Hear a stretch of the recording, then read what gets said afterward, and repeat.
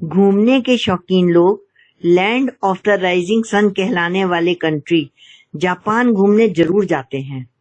आपका हमारे YouTube channel travel with मधु विनोद में स्वागत है। हिरोशिमा सिटी जापान में हिरोशिमा प्रीफेक्चर की राजधानी है। दुनिया के इतिहास में Hiroshima city nuclear weapon use किए जाने वाला पहला मिलिट्री टारगेट था।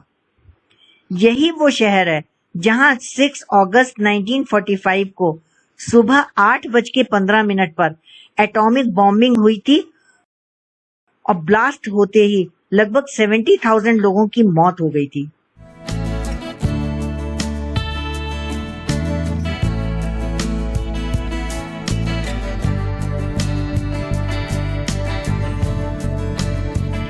ये हिरोशिमा पीस मेमोरियल पार्क है। इस पार्क में हिरोशिमा पीस मेमोरियल म्यूजियम बना हुआ है।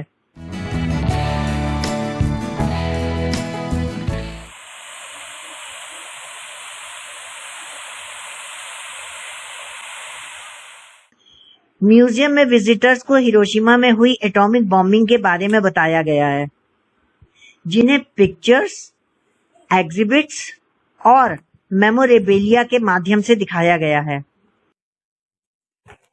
हिरोशिमा म्यूजियम की 2 बिल्डिंग्स हैं। एक मेन बिल्डिंग है जो लंबी है और दूसरी 3 मंजिल की बिल्डिंग ईस्ट बिल्डिंग है। इन दोनों बिल्डिंग्स को एक कॉरिडोर से जोड़ दिया गया है।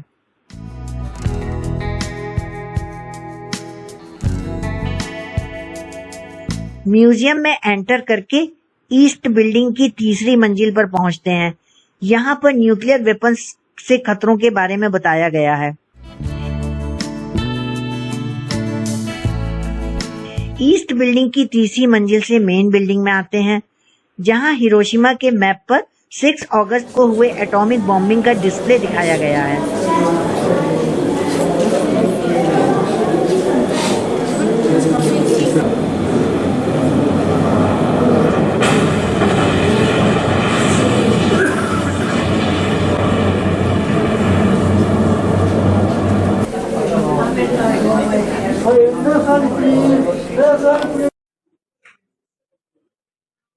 फिर ईस्ट बिल्डिंग के दूसरे फ्लोर पर हिरोशिमा की हिस्ट्री को देखते हुए वापस नीचे पहले फ्लोर पर आ जाते हैं। म्यूजियम के अंदर से मेमोरियल, सिनोटाफ, पीस फ्लेम और बॉम्ब डोम का व्यू दिखाई दे रहा है। म्यूजियम देखने के बाद हिरोशिमा पीस मेमोरियल पार्क में आ गए।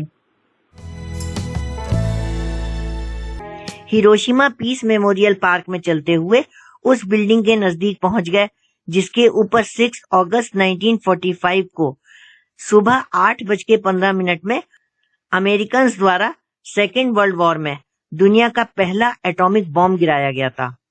ये बिल्डिंग हिरोशिमा पर गिराए गए एटॉमिक बॉम्ब और उसमें मारे गए 1,40,000 लोगों की याद दिलाती है।